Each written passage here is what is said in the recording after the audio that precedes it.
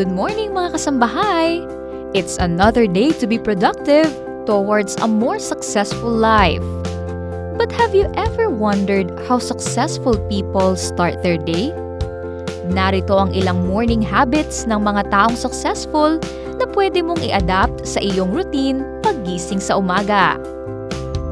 Get up early. Marami sa mga successful na tao ang gumigising ng maaga, ilang oras bago ang aktwal na simula ng kanilang trabaho. Nilalaan nila ang mga oras na ito upang gawin ang mga bagay na gusto nilang ma-accomplish nang walang interruption. At isa na dito, ang exercise.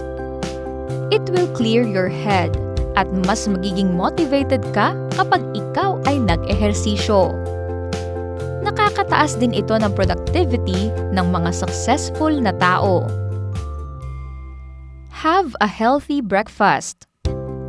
Kahit pa maraming ginagawa sa umaga, mainam pa rin ang kumain ng masustansyang pagkain para sa agahan, para may sapat na lakas ang katawan sa simula ng araw. Huwag din agad iinom ng kape. Sa halip ay uminom ng tubig upang ma-revitalize ang katawan at maging positive ang iyong feeling.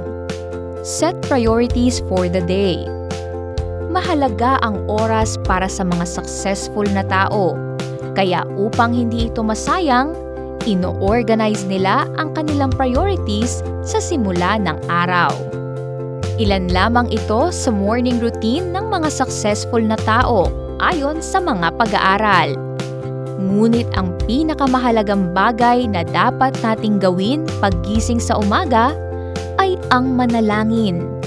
Magpasalamat sa buhay na pinahihiram sa atin at idalangin na samahan tayo sa lahat ng ating paggawa.